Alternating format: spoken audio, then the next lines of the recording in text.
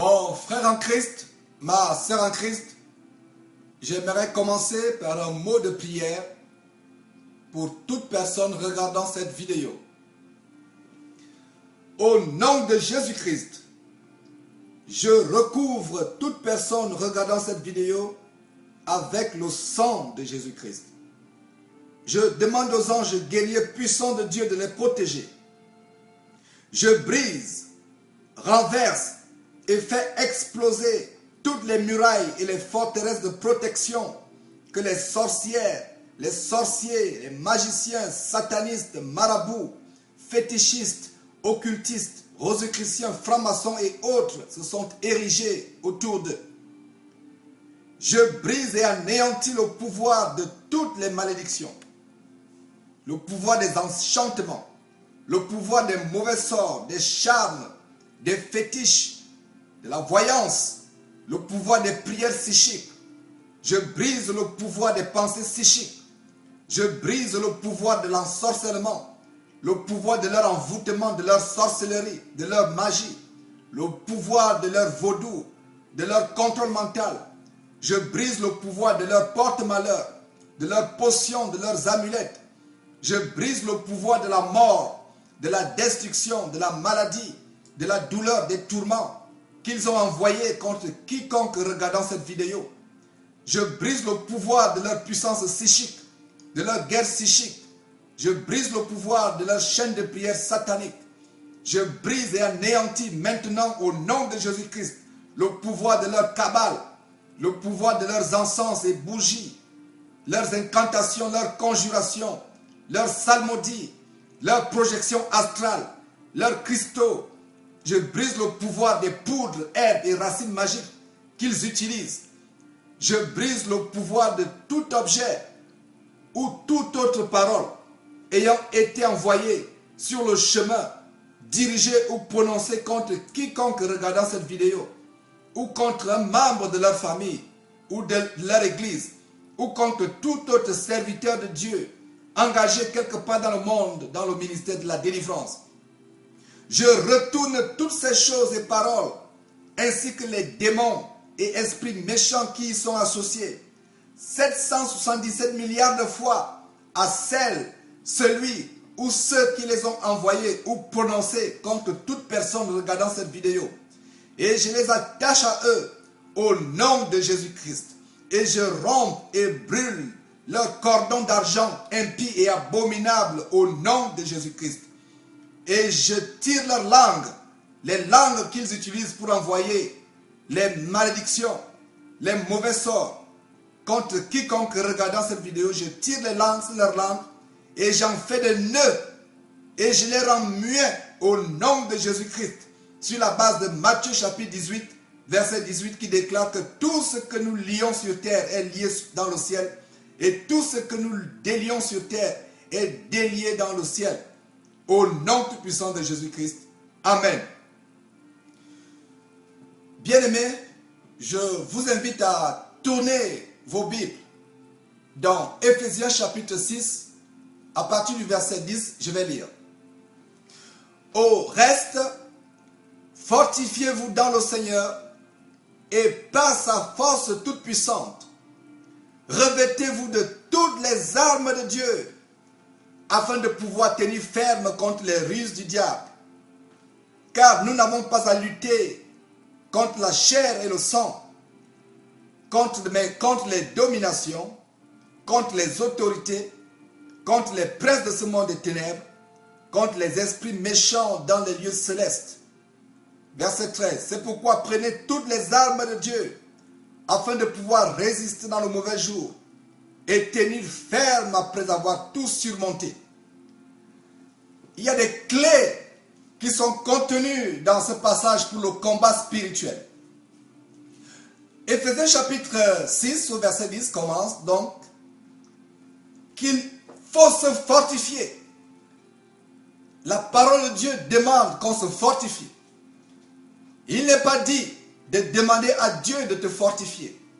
Mais la parole de Dieu déclare que c'est toi qui dois te fortifier dans le Seigneur et par sa force toute puissante.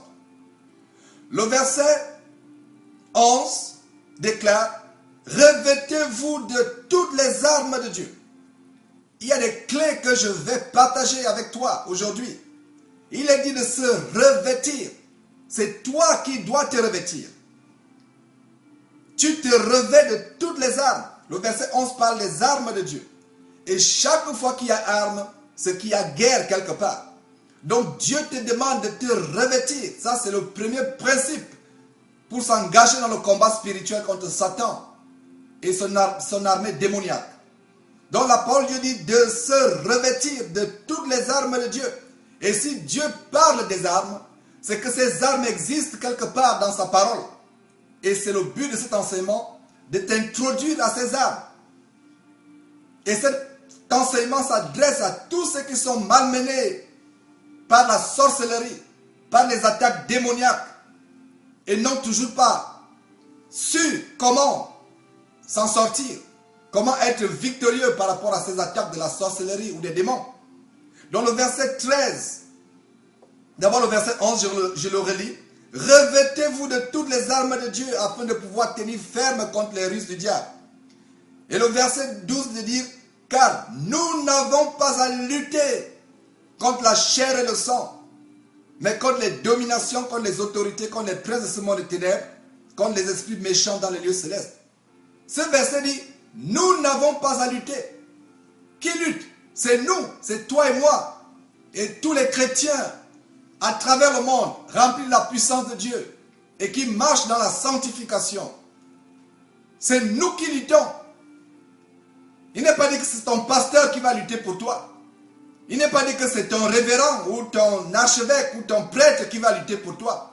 La Bible déclare ici que nous luttons, donc c'est nous qui luttons. C'est toi et moi qui luttons. Donc nous n'avons pas à lutter contre la chair et le sang. Donc le combat n'est pas charnel. Le combat n'est pas contre la chair et le sang.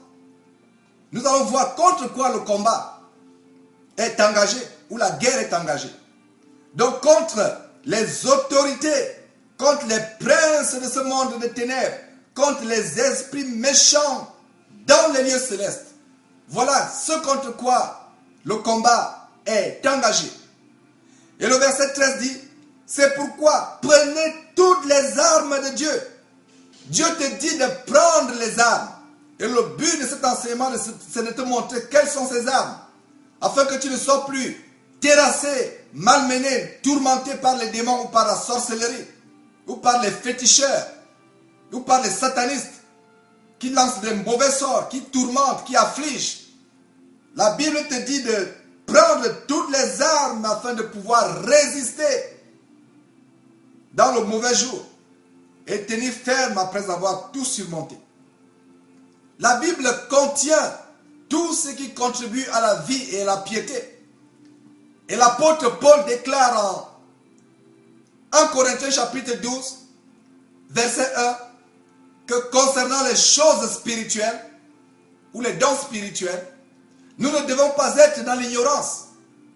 Satan utilise deux choses, deux tactiques, deux clés pour dérober, égorger et détruire le peuple de Dieu. La première chose, c'est l'ignorance de Satan. L'ignorance même qu'il existe. Beaucoup de gens, et des chrétiens en particulier, marchent ou fonctionnent comme si les démons n'existaient pas. Satan ne voudrait pas que vous connaissiez ces stratégies. Comment il attaque, comment il dérobe, comment il utilise les stratégies pour détruire votre vie. Et le but de cet enseignement, c'est de t'ouvrir les yeux et de te donner des clés pour le combat spirituel. C'est la première stratégie par laquelle Satan attaque. Il attaque par l'ignorance. Les gens ne savent pas qu'il existe. Et comment le contrer. Donc la deuxième chose, c'est de savoir que nous avons les armes pour attaquer Satan. Et Osée chapitre 4, verset 6 dit, mon peuple est détruit parce qu'il lui manque la connaissance. Nous ne devons pas ignorer les desseins de Satan.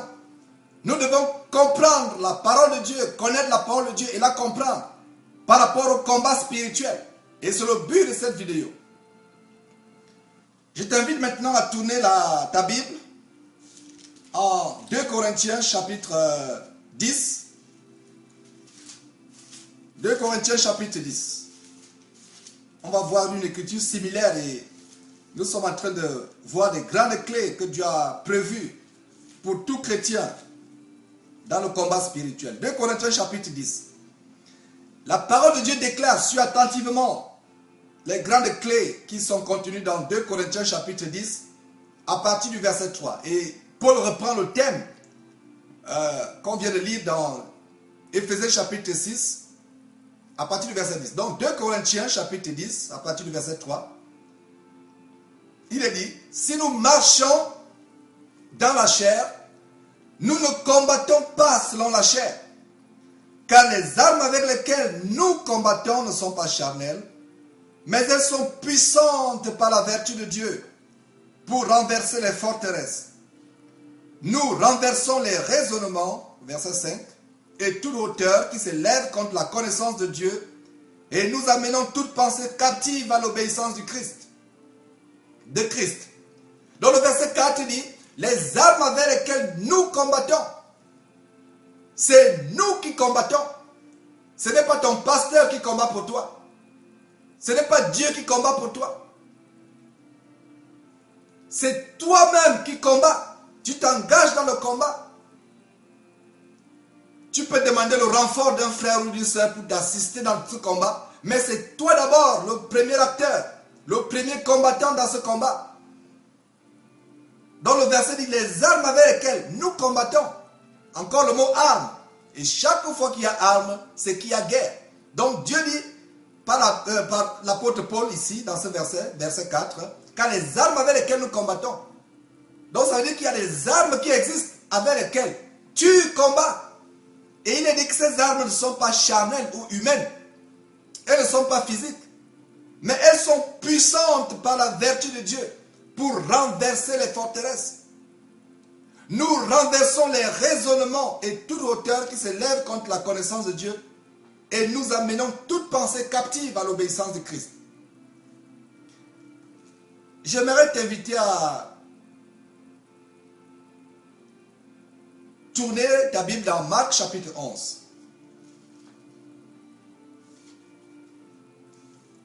Marc chapitre 11.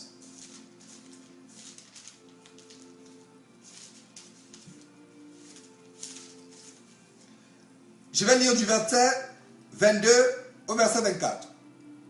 Le verset 22 dit ceci. Jésus prit la parole et leur dit, ayez foi en Dieu, foi ou croyance. Et le verset 23 continue, et Jésus continue de parler à parler. Je vous le dis en vérité, si quelqu'un dit à cette montagne, ôte-toi de là et jette-toi dans la mer, et s'il ne doute point en son cœur, mais croit que ce qu'il dit arrive, il le verra s'accomplir. Verset 24, c'est pourquoi je vous dis, tout ce que vous demanderez en priant, croyez que vous l'avez reçu et vous le verrez s'accomplir. Le verset commence par la foi.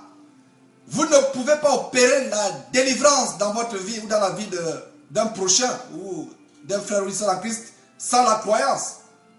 La croyance est la base de notre équipage. Et il est dit dans Hébreux chapitre 11, verset 6, que sans la croyance, il est absolument impossible d'être agréable à Dieu. La croyance, c'est la clé qui déclenche la puissance de Dieu dans notre vie. Beaucoup de gens veulent aller à Dieu sans croire. Ça me rappelle cette histoire dans l'évangile de Matthieu, où un homme a amené son enfant lunatique vers les disciples de Jésus-Christ pour que les disciples de Jésus-Christ prient pour lui. Et cet enfant était possédé par les démons qui souvent le jetaient dans l'eau pour le faire noyer ou le jetaient dans le feu pour le faire brûler. Cet homme a amené l'enfant chez les disciples sans pourtant avoir la croyance dans son cœur. Et les disciples n'ont pas pu chasser ces démons qui tourmentaient l'enfant. Et Jésus-Christ a confronté le manque de foi de ce père, de cet homme, du père de l'enfant. Tout est possible à celui qui croit. Par la croyance, vous ne pouvez pas déclencher la puissance de Dieu. Pour vous engager dans le combat spirituel, dans la guerre spirituelle contre Satan et ses démons, Vous devez vous revêtir de la foi, de la croyance. Ne vous illusionnez pas. Ne vous trompez pas vous-même. Ne pensez pas que vous pouvez recevoir quelque chose de Dieu. Si vous êtes encore dans le doute, la peur, les inquiétudes, ce qui est la croyance négative. Parce que Job dit dans Job chapitre 3, verset 26 à 25 dit, ce que je crains, c'est ce qui m'arrive. Ce que je redoute, c'est ce qui m'atteint. Vous ne pouvez pas recevoir les grandes choses de Dieu avec le doute, la peur, l'inquiétude. La première chose dont vous devez vous revêtir, c'est la croyance inébranlable que Dieu existe. Parce que quand vous ne croyez pas, vous faites Dieu menteur. C'est un grand péché de ne pas croire que Dieu peut vous délivrer de n'importe quelle situation. Parce que Dieu est puissant. Et la parole de Dieu dit dans Nombre chapitre 23 verset 19 que Dieu n'est pas un homme pour mentir, ni fils d'un homme pour se repentir. Ce qu'il a dit et déclaré dans sa parole, les promesses contenues dans sa parole pour toi s'exécutent, se réalisent. Et Dieu veille à sa parole pour qu'elle soit exécutée dans ta vie. Donc la croyance est une clé capitale. La croyance ferme. Et je suis vraiment surpris de ce que Satan et ses démons croient en Dieu, à la puissance de Dieu que la plupart des chrétiens. Satan et ses démons savent que Dieu est puissant. Nous aussi, nous devons arriver à ce niveau où nous savons que Dieu, avec notre croyance, peut déracer toutes les montagnes et les forteresses dans nos vies. Revenons dans cette écriture dans Marc chapitre 11, à partir du verset 23. Il est dit, je vous dis en vérité, si quelqu'un dit à cette montagne, ôte-toi de là et jette-toi dans la mer, et s'il ne doute point en son cœur, mais quoi que ce qu'il dit arrive, il le verra s'accomplir. Jésus-Christ ne s'adressait pas aux montagnes physiques. Jésus-Christ ne parlait pas ici des montagnes physiques, du mont Everest, du mont Cameroun ou du mont Kilimandjaro. Jésus-Christ parle ici des montagnes spirituelles, les montagnes des problèmes dans ta vie. Si tu as une montagne de célibat, tu n'arrives pas à te marier, à trouver une femme ou trouver un mari. Montagne de chômage, tu n'arrives pas à trouver le travail. Montagne d'attaque démoniaque. Tu as été attaqué depuis des années par la sorcellerie, par les démons et tu n'arrives pas à t'en sortir. C'est une montagne. Montagne de dette. Tu t'es engouffré dans un cirque infernal de dette au point où tu ne peux pas t'en sortir. Tu ne sais pas si tu vas t'en sortir un jour. C'est une montagne. Montagne de maladie. Montagne de problèmes conjugaux. Ça, c'est des montagnes. Et derrière toute montagne spirituelle se trouve un démon. Satan est derrière toutes les montagnes. Et Jésus-Christ déclare ici que tu dis à la montagne. Il n'est pas dit dans ce verset que quiconque demande à Dieu de renverser la montagne. C'est toi qui parles à la montagne dans ta vie. Tu dis à cette montagne, saute de ma vie, quitte de ma vie. Et au nom de Jésus-Christ, jette-toi dans la mer. Donc il y a une clé capitale que Jésus-Christ nous montre dans ce verset. C'est de parler aux montagnes qui sont dans la vie, dans nos vies. Jésus-Christ n'a pas dit, si quelqu'un dit à Dieu, Père, ôte cette montagne. Ce n'est pas ce qui est écrit dans ce verset. Le verset 23 dit, si quelqu'un dit à cette montagne, donc c'est toi qui dis à la montagne, ôte-toi de là et jette-toi dans la mer. Et tu ne doutes pas dans ton cœur. Mais crois que ce que tu dis arrive, tu le verras s'accomplir. Bien des gens sont tourmentés par des démons, par la sorcellerie. Ils vont voir les pasteurs. Ils changent d'église, ils font le tour de tous les pasteurs de leur pays ou de leur ville. Ils voyagent même pour aller voir les pasteurs. Ça, c'est le maraboutage spirituel. La même capacité que tu as, c'est la même capacité que le pasteur a. Dieu nous a donné la même mesure de foi. Le pasteur, c'est un dirigeant spirituel. Mais il n'a pas plus que tu n'es. Il a la même capacité que tu as reçue. Et la première personne qui opère la délivrance dans ta vie, c'est toi-même. Parce que tu as reçu les armes de Dieu pour combattre, pour terrasser les forteresses et renverser les montagnes. Parce que si vous allez de pasteur en pasteur, vous faites non seulement l'idolâtrie, parce qu'au lieu de vous confier à Dieu, vous vous confiez à un homme pour votre délivrance. Ça devient l'idolâtrie. Et non seulement c'est l'idolâtrie, C'est le maraboutage spirituel, c'est de la sorcellerie. De se confier à Dieu, mais de se confier à un homme au lieu de se confier à Dieu. Au lieu de vous confier à Dieu, vous vous confiez à un homme, soi-disant pasteur ou autre homme de Dieu, pour votre délivrance. Cela, c'est le maraboutage spirituel et c'est de la sorcellerie. C'est comme cet homme dont je vous ai parlé dans la Bible, dans Matthieu, qui a amené son fils chez les disciples de Jésus-Christ afin que ses disciples prient pour lui, alors que lui-même ne croyait pas. C'était la sorcellerie. Cet homme allait voir les disciples comme s'il allait voir un marabout ou un féticheur ou un voyant. Ce n'est pas comme cela, frères et sœurs, que nous devons aller chez le pasteur. Vous êtes vous-même responsable de votre délivrance. Ici, il n'est pas dit que si quelqu'un dit à Dieu, enlève cette montagne de moi, de ma vie. Il n'est pas dit si quelqu'un dit à son pasteur ou à son évêque ou à son prêtre, enlève cette montagne. Jésus-Christ te donne la capacité, le pouvoir toi-même de dire à cette montagne, ôte-toi de là, ôte-toi de ma vie, sors de ma vie et jette-toi dans la mer.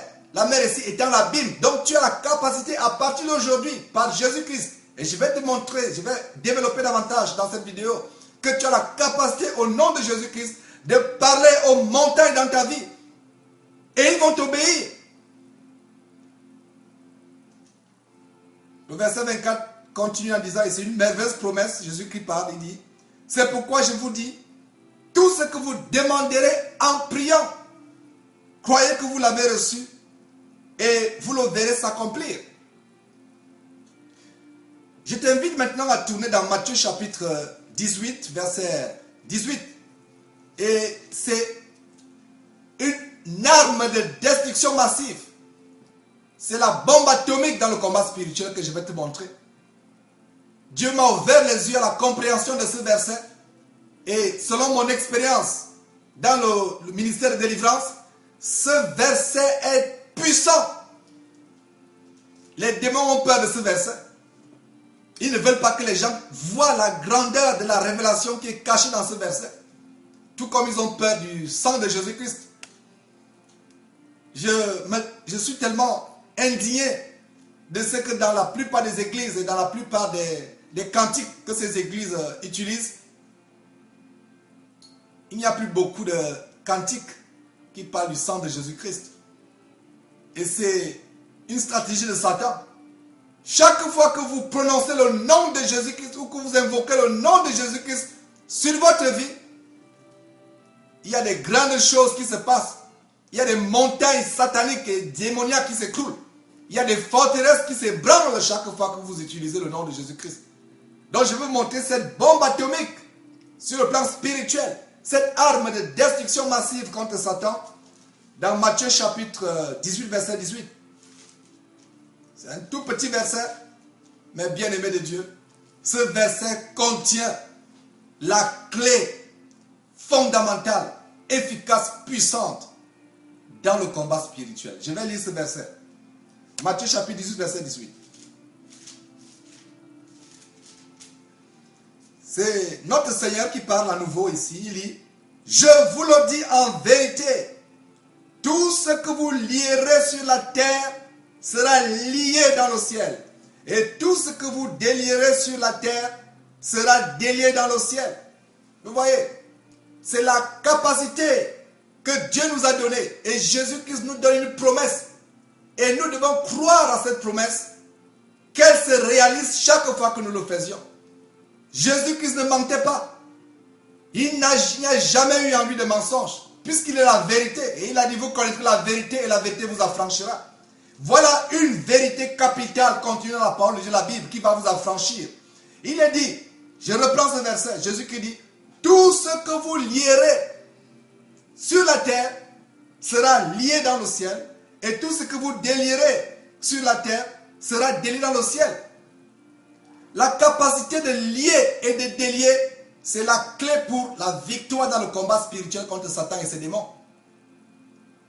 Et Jésus-Christ parlait du combat spirituel. Vous avez besoin de délier quand il y a des chaînes, quand il y a la prison, quand vous pensez que votre vie est enchaînée, vous avez l'impression que rien ne va plus dans votre vie, que votre vie tourne en rond. Vous avez prié depuis des années. Parce que beaucoup de personnes sont persécutées par la sorcellerie, attaquées par les démons. Ils prient sans résultat. Et je vous assure, si vous n'utilisez pas les vraies armes contre Satan et ses démons, vous allez prier jusqu'à la fin de votre vie, jusqu'à votre mort. Rien n'arrivera. Rien n'arrivera. Il n'est pas dit de prier Dieu. Il est dit de lier et de délier. Vous liez. Lier, c'est enchaîner, c'est paralyser, c'est anéantir, c'est neutraliser les forces du mal. Vous les liez. Vous les anéantissez. Vous les neutralisez. Il n'est pas dit de prier Dieu. La Bible dit, vous demandez et vous ne recevez pas parce que vous demandez mal. Concernant les attaques de la sorcellerie et des démons, bien-aimés, frères et sœurs, il ne s'agit pas de prier Dieu. Dieu ne répondra pas. Parce que Dieu sait qu'il t'a donné les armes. C'est pour cela que Dieu te dit, mon peuple est détruit parce qu'il lui manque la connaissance. Dieu voudrait que tu ne sois pas ignorant du combat spirituel selon 1 Corinthiens chapitre 12 verset 1. Dieu veut que tu connaisses ces choses que je te partage aujourd'hui, afin que tu sois victorieux dans le combat spirituel. Je vous dis, je relis ce verset 18, tout ce que tu lieras sur terre, c'est-à-dire que tu enchaîneras. Tu te lèves sur tes deux pieds et tu enchaînes les forces du mal dans ta vie. Tu les lies, tu les anéantis, tu les paralyses. Et si ta vie est enchaînée, dans quelque aspect que ce soit sur le plan du mariage, que ce soit sur le plan du chômage, de la maladie, du célibat, des attaques mystiques, tu les lis, tu lis les sorciers, les satanistes ou les démons derrière, ces choses qui te tourmentent dans la vie, qui te tribulent. Voilà la clé du combat spirituel. Allons dans Luc, s'il vous plaît. Bien-aimé, tourne ta Bible dans Luc chapitre 10. Nous continuons à voir les grandes clés que nous avons de disponibles. Vous voyez? Nous avons la puissance. Beaucoup d'églises fonctionnent comme si les démons n'existaient pas. Et toute évangélisation qui opère comme si les démons n'existaient pas n'est pas l'évangélisation du Nouveau Testament de Jésus-Christ. Parce que chaque fois que Jésus-Christ dans le Nouveau Testament, nous lisons ça dans les évangiles, chaque fois que Jésus-Christ allait de ville en ville pour prêcher la bonne nouvelle du royaume de Dieu, ses prédications et son évangélisation s'accompagnaient avec les démons qui étaient chassés, les guérisons et les miracles. Et Jésus-Christ est le même hier, aujourd'hui, éternellement, il n'a pas changé. Nous avons la capacité d'opérer les mêmes choses aujourd'hui. Donc tout ministère, toute évangélisation qui ne suit pas le modèle de Jésus-Christ n'est pas une évangélisation fondée sur les principes, sur la sainte doctrine. C'est une évangélisation inspirée par Satan parce que Satan ne voudrait pas que ses œuvres soient détruites. Or, Jésus-Christ a paru afin de détruire et d'exposer les œuvres de Satan. Et nous, en tant que véritables disciples et suivants de Jésus-Christ, nous devons aussi exposer et détruire les œuvres de Satan sur une base quotidienne. Une église où les démons ne sont pas chassés, c'est une église qui doit être fermée. Parce que le royaume de Dieu ne consiste pas en parole seulement, mais le royaume de Dieu consiste en puissance. Ça me rappelle cette histoire de cette sœur qui vit en Suisse, qui a eu une attaque démoniaque un jour, au milieu de la nuit. Elle était attaquée par les démons qui voulaient la tuer. Elle appelle le pasteur, le téléphone, c'était tard dans la nuit, après minuit, très tard dans la nuit, après minuit. Elle prend le téléphone, elle appelle son pasteur. La femme du pasteur répond, elle dit, Dieu appelle la police. Il n'y a rien qu'on puisse faire pour toi. Vous voyez? Nous avons la capacité, le pouvoir. Donc une église qui n'opère pas sur le modèle de notre Seigneur Jésus-Christ, chasser les démons, opérer les miracles, c'est une église qui n'existe pas, c'est une église morte, c'est une église qui doit être fermée. C'est plutôt une église qui est devenue une habitation de démons. Parce que là où il n'y a pas de puissance de Dieu, les démons s'y donnent à cœur joie. Le terrain de prédilection des démons, c'est là où la puissance de Dieu n'est pas manifestée. Mais là où la puissance de Dieu est manifestée, les démons décampent, ils fuient. Marc plutôt Luc, chapitre 10. Vous allez voir quelque chose de phénoménal dans ce passage. Il s'agit du contexte où Jésus-Christ a désigné 70 disciples, des croyants qui n'avaient pas quelque chose de particulier, sauf qu'ils avaient l'amour pour Jésus-Christ et qui aimaient Jésus-Christ de tout leur cœur. Il a choisi donc 70 disciples et il les a envoyés de ville en ville et de village en village pour le dévancer. Là où il devait aller, il a fait une équipe de 35.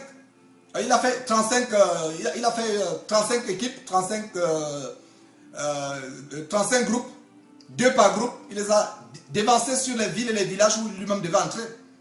Donc le verset 1 de Luc chapitre 10 dit, après cela, le Seigneur désigna encore 70 autres disciples et les envoya 2 à 2 devant lui dans toutes les villes et dans tous les lieux où lui-même devait aller. Et regardez ce qui se passe au verset 17. Luc chapitre 10, verset 17. Les 70 revinrent avec joie disant, Seigneur, les démons même nous sont soumis en ton nom. Je m'arrête au verset 17. Vous voyez la déclaration vraiment puissante que ces disciples ont faite quand ils sont retournés. Ils ont dit que les démons leur étaient soumis. Combien de chrétiens à travers le monde savent que les démons leur sont soumis? Mon frère, ma soeur, toi qui suis cet enseignement, sache que les démons te sont soumis au nom de Jésus-Christ. Tu as la puissance sur les démons. Les démons ne doivent pas t'effrayer. Beaucoup de chrétiens sont dans la peur des démons. Et d'autres manifestations démoniaques telles que l'apparition des fantômes, des sirènes ou des attaques nocturnes sur les femmes qui se voient attaquées sexuellement durant leur sommeil et qui vivent dans la frayeur. Il y a même des croyants qui ont peur d'aller au lit la nuit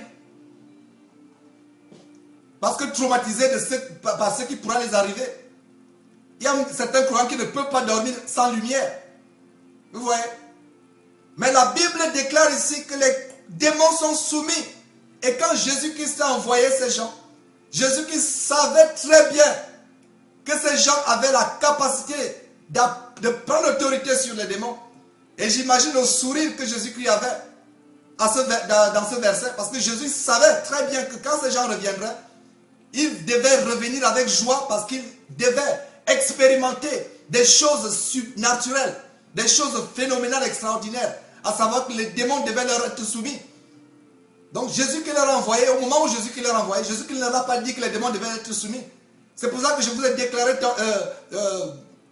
précédemment que chaque fois que quelqu'un va dans la rue, ou dans un village, ou dans une ville, pour évangéliser, il est accompagné de la puissance de Dieu, revêtu de la puissance du Christ. Et les démons doivent être soumis, doivent être tenus à carreau, expulsés, liés, anéantis, au nom de Jésus-Christ.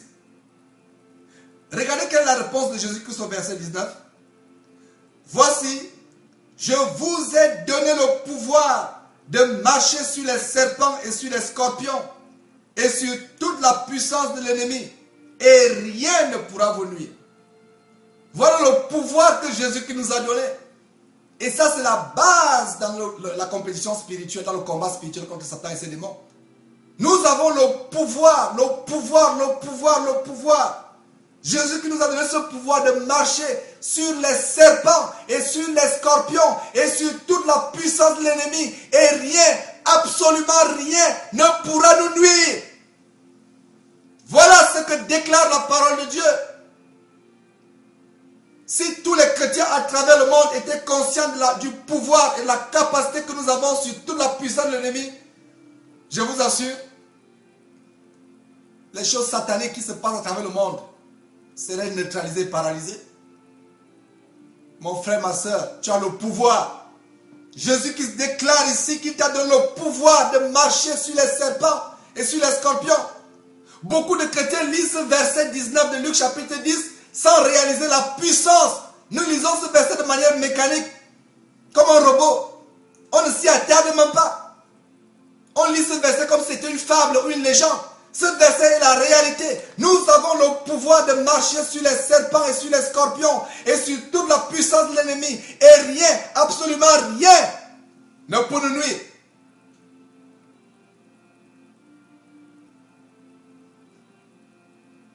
Satan veut faire en sorte que les chrétiens ne soient pas conscients du pouvoir qu'ils ont en Jésus-Christ.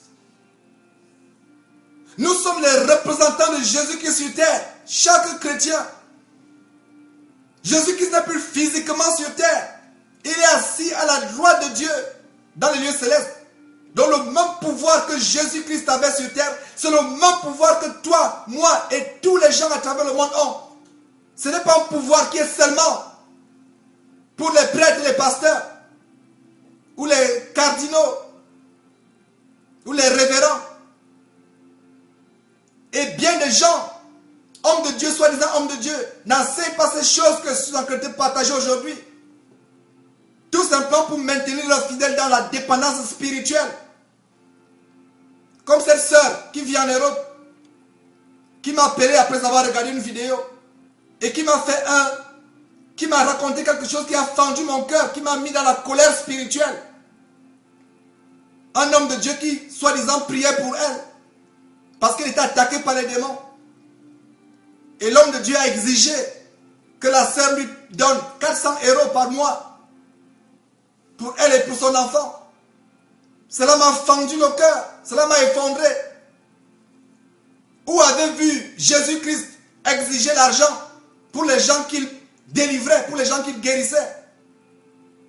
Avez-vous vu Paul ou Pierre exiger l'argent pour des gens pour qu'ils priaient? La parole de Dieu ne dit-elle pas que nous avons reçu gratuitement et que nous devons aussi donner gratuitement? Et j'ai dit à la sœur, tu penses que ce soi-disant pasteur qui soi-disant priait pour toi voulait vraiment ta guérison? Parce que si tu guérissais, tu ne devais plus dépendre de lui, donc il n'aurait plus les 400 € par mois. Et la sœur s'est effondrée. Je l'ai senti, nous avions cette séance d'exhortation, de partage, de prière à travers le téléphone. Et je l'ai senti effondrer de l'autre côté. Dieu lui a ouvert les yeux. Ce pasteur ne pouvait pas souhaiter que la sœur guérisse. Parce que si la sœur guérissait, la sœur ne devait plus lui donner les 400 €. Il en est même des églises où les hommes de Dieu, soi-disant hommes de Dieu, vivent aux dépens des chrétiens. Un homme de Dieu doit travailler de ses propres mains comme Jésus-Christ l'a fait. Comme l'apôtre Paul l'a fait. Un homme de Dieu ne doit pas dépendre des dîmes et des offrandes. La plupart des églises, pas toutes les églises. Je rends grâce à Dieu qu'il y a quelque part dans le monde des églises où il y a encore la puissance de Dieu. Mais la majorité des églises, malheureusement, ce qui les concerne, c'est le portefeuille, c'est l'argent, c'est les dîmes et les offrandes des croyants. Ce n'est pas la puissance qui s'y manifeste. Il n'y a pas de puissance, il n'y a aucune délivrance, il n'y a aucun miracle. La seule manifestation qui s'y passe tous les dimanches, c'est le panier ou la corbeille qu'on circule pour que les gens y mettent de l'argent. Ce pasteur qui extorquait la sœur à hauteur de 400 € par mois ne pouvait pas souhaiter que la sœur guérisse. Parce que si la sœur guérissait, la sœur ne devait plus donner 400 €. Beaucoup d'hommes de Dieu devraient enseigner ce que j'enseigne. Que nous avons la puissance, que chaque chrétien a la puissance. Ce n'est pas seulement le pasteur ou l'évêque. Tout chrétien a la puissance. Mais les soi-disant hommes de Dieu veulent retenir les chrétiens dépendants spirituellement. Et la dépendance spirituelle, c'est le contrôle mental, c'est la sorcellerie, c'est la magie. Chaque croyant doit connaître la vérité qui affranchit, qui libère. Jésus-Christ a dit, vous connaîtrez la vérité vous affranchira. Et ça me fend le cœur de voir qu'il y a même des croyants des hommes, soi-disant hommes de Dieu qui publient des livres. Et qui vendent ces livres. Alors que nous avons Internet. Pensez-vous que nous pouvons encore vendre les livres de Dieu? Paul a-t-il vendu les livres qu'il a écrits aux Romains, aux Corinthiens? A-t-il dit aux Corinthiens, je viens de vous écrire un livre, une épître, en passant, renvoyez-moi 1000 talents. Nous avons YouTube, nous avons Facebook. Nous exposons gratuitement la parole de Dieu. Nous ne faisons pas des séminaires de formation payants aux gens. Nous ne vendons pas des vidéos d'enseignement aux gens. Nous les postons gratuitement sur Internet. Parce que celui qui vend des habiletés ou des dons qu'il a reçus de Dieu devient automatiquement frère de Satan. Il a changé de camp. Revenons sur ce verset, frères et sœurs. Verset 19, Luc chapitre 10, verset 19. Donc Jésus-Christ dit, je vous ai donné le pouvoir de marcher sur les serpents et sur les scorpions et sur toute la puissance de l'ennemi, et rien, absolument rien, ne pourra vous nuire. Vous voyez le pouvoir que nous avons. Le pouvoir que nous avons, bien-aimés frères et sœurs. Mon cœur dans cette vidéo, c'est que tu comprennes le pouvoir que tu as en Christ Jésus. Et que tu utilises les armes que Jésus-Christ a rendues disponibles pour quiconque croit en lui. Pas pour un certain groupe de chrétiens. Pour tous les chrétiens qui croient en lui de tout leur cœur et qui marchent dans la sanctification.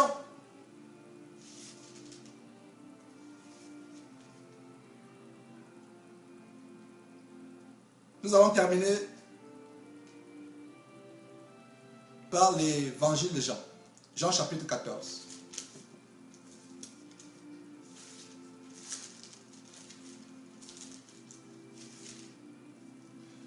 Jean chapitre 14, verset 12 à 14. Jean chapitre 14, verset 12 à 14. Je lis la sainte parole de Dieu. En vérité, je vous le dis, celui qui croit en moi fera aussi les œuvres que je fais, et il en fera de plus grandes, parce que je m'en vais au Père. Verset 13. Tout ce que vous demanderez en mon nom, je le ferai, afin que le Père soit glorifié dans le Fils. Verset 14. Si vous demandez quelque chose en mon nom, je le ferai. Ça, c'est la procuration que Jésus-Christ nous donne ici. Le pouvoir d'utiliser son nom. Nous sommes représentants du Christ absent physiquement sur terre. Tout chrétien et toute chrétienne. La procuration, c'est un terme légal qui vous donne le pouvoir d'agir comme si vous étiez la personne. Imaginons que toi qui regardes cette vidéo actuellement, tu dises, frère Georges, j'ai des biens aux États-Unis, j'ai des maisons, j'ai des propriétés, des sociétés aux États-Unis. Comme je ne vis pas aux États-Unis et que toi tu y résides, j'aimerais que tu te donnes une procuration, le pouvoir. Donc nous allons chez un notaire ou un avocat, et le notaire ou l'avocat écrit la procuration qui est le pouvoir de gérer tes biens, de faire comme si c'est toi qui étais là. Je peux engager les employés, je peux développer tes sociétés, je peux aller retirer l'argent dans ton compte bancaire. Je peux faire tout en ton nom comme si c'était toi. C'est le même pouvoir que nous avons. Combien de chrétiens savent que nous pouvons faire exactement les choses que Jésus-Christ a faites et d'en faire les plus grandes? Chasser les démons, guérir les malades, opérer les miracles, sur une base quotidienne. Nous avons ce pouvoir. Jésus-Christ nous l'a donné. Ce n'est pas une fable que nous lisons ici. Ce n'est pas une chimère, ce n'est pas une illusion, c'est la vérité. Jésus-Christ dit 2 fois, en vérité, je vous le dis, celui qui croit en moi, fera aussi les œuvres que je fais, et il en fera de plus grandes. Voilà le pouvoir que notre Seigneur Jésus-Christ nous donne à chaque chrétien. Pourquoi as-tu peur des démons? Pourquoi as-tu peur des sorciers et des satanistes? Toutes ces attaques que tu reçois dans ta vie, tous ces problèmes auxquels tu es confronté, tu as le pouvoir de t'en libérer au nom de Jésus-Christ. Tu as le pouvoir de t'en libérer au nom de Jésus-Christ. Tu as le pouvoir de t'en libérer au nom de Jésus-Christ. Nous avons ce pouvoir. Ce pouvoir n'est pas l'apanage de certaines personnes. Il n'est pas réservé seulement à certaines personnes. C'est à tout chrétien. Dieu ne fait pour l'exception de personne. À en vérité, tu as le pouvoir de faire les choses que Jésus-Christ faisait et d'en faire même de plus grandes.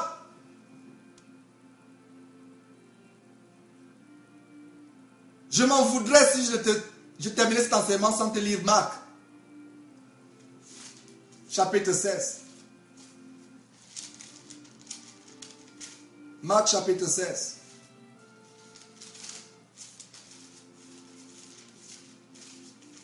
C'est le dernier chapitre de l'évangile de Marc, au chapitre 16. Marc, chapitre 16. Suis très bien, frère ou sœur. Luc, chapitre 16. À partir du verset 17, on va nous lire le verset 17 et le verset 18. Voici les miracles qui accompagneront ceux qui auront cru. Encore une fois, la croyance, la croyance, la croyance, la croyance. Et rien que quoi? La croyance. Il n'est pas dit les miracles qui accompagneront ceux qui auront douté. Il n'est pas dit que les miracles qui accompagneront le pasteur seulement. Il n'est pas dit que les miracles qui accompagneront Georges qui vous enseigne. Il n'est pas dit que les miracles qui accompagneront le grand révérend de France. Il indique que les miracles qui accompagneront quiconque aura cru. Si tu crois, ma soeur, mon frère qui me regarde maintenant, Jésus qui se déclare qu'il y a des miracles qui t'accompagneront. Et je vais t'énumérer ces miracles maintenant. Toujours au verset 17, il a dit, ils chasseront les démons. Voilà en première position, Jésus qui se dit, si tu crois en lui, tu chasseras les démons. Non seulement les démons qui te tourmentent, mais les démons qui tourmentent ceux qui te sont chers dans ta famille, tes enfants, ton mari, ta femme, tes parents, tes neveux, nièces, tes voisins dans le quartier, le secteur où tu résides. Et même les inconnus vers qui tu iras pour prêcher la parole de Dieu. Tu chasseras les démons. Nous avons le pouvoir sur Satan. Satan est notre marchepied. Nous tenons ce pouvoir de Jésus-Christ, frères et sœurs. Tu chasseras les démons. Si tu crois. Le verset 10 continue en disant, ils saisiront les serpents, ceux qui croient. S'ils boivent quelques breuvages mortels, il ne leur fera point de mal. Ils imposeront les mains aux malades et les malades seront guéris. Voilà la capacité que nous avons. Voilà le pouvoir que nous avons en Christ Jésus. Nous avons la capacité de marcher sur les serpents et sur les scorpions et sur toute la puissance de l'ennemi. Et rien, absolument rien ne peut nous nuire. Parce que devant Jésus-Christ, tout genou fléchit, tant au ciel, sur la terre et plus bas que la terre, tout genou fléchit. Nous avons la force et la puissance. Ta capacité de tenir contre les démons ne vient pas de toi parce que la lutte n'est pas contre la chair et le sang. Nous avons la force en toutes choses par Christ qui nous en confère le pouvoir. Nous sommes prêts à tout et capables de tout par lui qui nous infuse une force intérieure. Nous nous suffisons à nous-mêmes dans la suffisance de Christ. Mon frère, ma soeur, suis attentivement cette vidéo. Reçus-la autant de fois jusqu'à ce que les exhortations et les clés contenues dans cet enseignement s'incrustent dans ton cœur. Et que tu mettes ces choses en pratique. Et que tu te libères de tout ce qui peut te rendre captif. S'il y a quelqu'un parmi vous